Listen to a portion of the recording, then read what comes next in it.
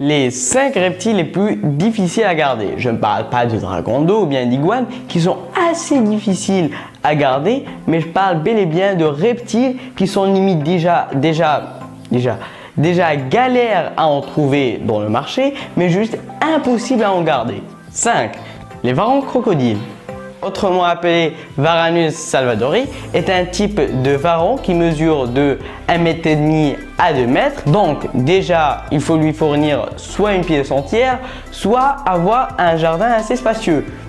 Je devais juste dire qu'il fallait être riche. En plus, il va falloir avoir un environnement assez humide en mode forêt humide arboricole parce que oui, cet animal est arboricole. Info de plus, il va manger des criquets, des blades, des grillons, et ben pas du tout. Lui, il va manger des mammifères en mode des mammifères, c'est-à-dire des souris congelées ou bien des œufs. Et il faut aussi penser à ça lors de l'achat. Avant de passer, il est très important de lui fournir des UV qui lui sont indispensables puisqu'il est un animal diurne. Si peut-être vous ne savez pas ce que c'est diurne, vous pouvez voir cette vidéo.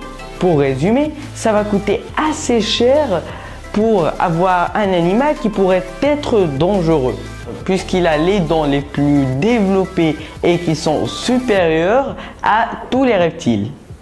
4. Les serpents dragons, autrement appelés couleuvres dragons, est une espèce de serpent non venimeuse. Je suis sûr que beaucoup d'entre vous se disent « mais qu'est-ce qu'il raconte celui-là puisque c'est une espèce qui n'est pas venimeuse, c'est sûrement une espèce très cool ». Eh bien, je ne dis pas le contraire. Ce qui est un petit peu difficile dans cet animal, c'est plutôt la température et la nutrition. 1. La température, puisqu'elle ne doit sûrement pas dépasser les 27 degrés Celsius, 80 degrés Fahrenheit. Si ces températures-là ne sont pas respectées, ils vont passer à un très sale quart d'heure. Ce que je veux dire par un sale quart d'heure, c'est qu'ils vont tout simplement mourir. Et aussi, il y a la nutrition. Certains scientifiques pensent que cet animal mange des amphibiens et des poissons.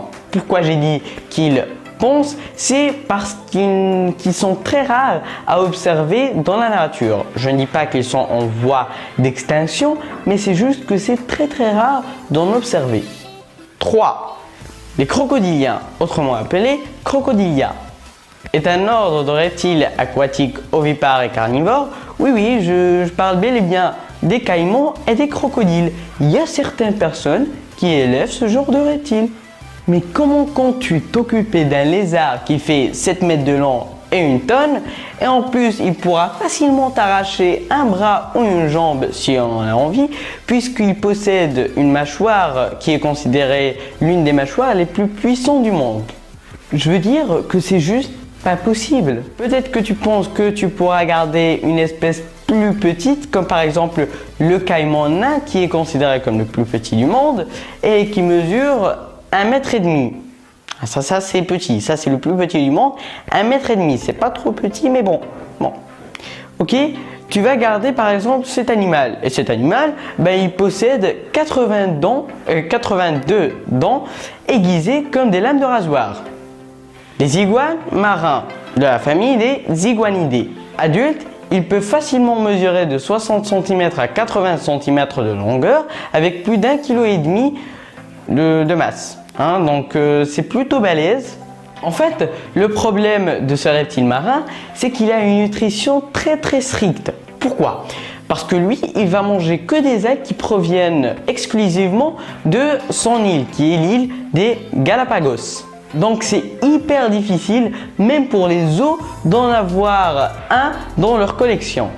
Je n'ai pas trop parlé de cette espèce. Pourquoi? Parce que ce reptile, déjà qu'il est impossible à trouver en captivité et en plus c'est très difficile de le reproduire. Et finalement, l'animal, je veux dire les animaux les plus difficiles à garder chez soi, les reptiles venimeux. En fait, je trouve que c'est pas logique d'avoir un animal de compagnie, je veux dire, c'est pas un animal de compagnie, mais bon, c'est un animal de compagnie qui peut t'emmener potentiellement à la mort. Et même pour les experts, c'est très dangereux. Peut-être que tu veux changer le substrat d'un reptile. Qu'est-ce que tu vas faire? Tu vas tout simplement le prendre et le déposer ailleurs. Ok? Donc, toi, qu'est-ce que tu vas faire? Tu vas rentrer ta main, hein, puisque tu n'es pas un expert. Si tu n'es pas un expert, tu vas entrer ta main parce que les experts ne vont pas faire ça. Mais bon, tu vas entrer ta main pour le sortir. Lui, il est toujours sympa, il t'a jamais mordu et là, il te mord. Hein, donc, juste puisqu'il a eu peur ou peut-être puisqu'il était stressé, il t'a mordu. Et toi, tu n'as pas prévu d'antidote pour ce genre de situation. Donc, en plus, pour aller chez le docteur, ça va prendre au moins 15 à une demi-heure. Donc, c'est vraiment très très lent. Et est-ce que tu peux conduire? Ben non, tu vas commander un taxi. Est-ce que tu peux voir ton téléphone? Ça dépend du venin.